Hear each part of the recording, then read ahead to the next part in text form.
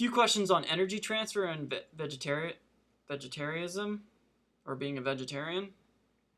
Remember back when we were talking about food chains, and as you move from one trophic level to the next, how much energy do you lose? Well, look, we've got 10,000 joules to 1,000, so it's 9,000 lost. So what percent is that? 90% is loss. All right. How much do you retain?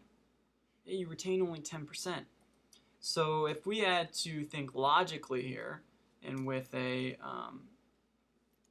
my population size, I got my pops here. As my population increases and land stays, let me write that out here. Land, does that increase? Nope, that stays the same. Food quantities are going to be in higher and higher demand as population increases. So what would make sense on where to eat and what to eat? Yeah, that with the most amount of energy. So eating those primary producers. So being a vegetarian makes sense. But why don't we do it? The reason why we don't do it is because there's such high demand for primary consumers, or herbivores, cows, pigs, meat. So eating that primary consumer, you have to first feed it with the primary producers of the plants. So it's going to take even more land to fill the need for that meat. 90% energy is lost, only 10% is retained. Vegetarian makes sense because you would be eating the first trophic level, which we possibly have enough land to feed the whole population for, but eating here, we got to eat even more to get the same amount of energy, so it's not plausible with the increasing population, especially the size that it is. There are a few questions on passive and active solar energy. And looking at these two diagrams, which one is which? Yep, we got passive here, and we have active here. So active, if we look at this to begin with, requires the use of pumps. So it requires energy, active. And the question was about storage of that energy. Well, one way to store that energy is with tanks.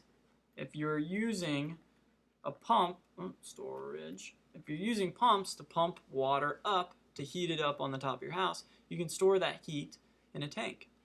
So an active requires pumps and tanks to store. Or passive, no energy. All right, no energy is required for this. It's really just doing a couple things to your house to try to trap and catch as much energy as possible. Like more insulation in the walls and also on the roof, south-facing windows, more insulation on the bottom, ventilation throughout your house. So that's some passive, no energy required. Active, energy required, and you can store it with tanks.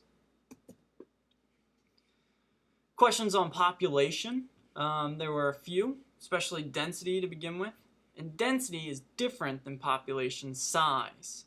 So be careful with that. Density, you have to take the size and divide it by the area, how much space it is. And that will tell you how dense people are. So if you look at the United States and density in the United States, where are some areas that you notice have the highest density? And if we look here, we've got LA. It's a pretty high peak. And then where's the one that's even bigger?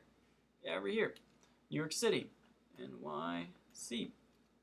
Then here probably the third one, we've got Chicago, and then looking down here at Florida and how it compares.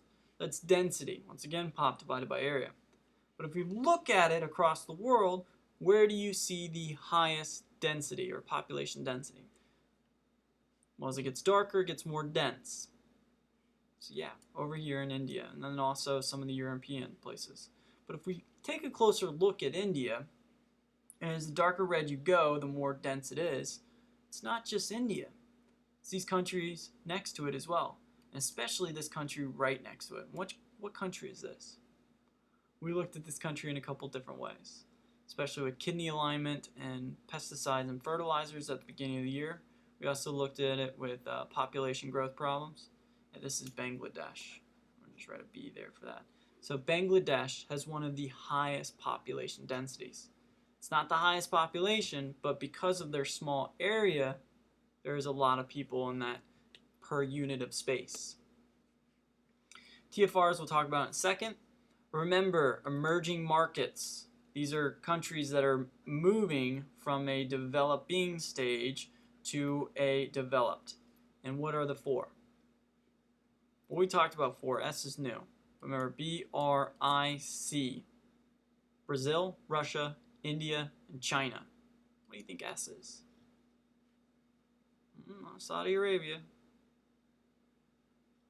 That's not a country. South Africa. South Africa is just added to the emerging markets. It's one that's moving from developing to developed. And then what are my top 3 populations? What's first? Yep, China. What's second? India. Third, US. All right, 1.3, 1.1, 300 million.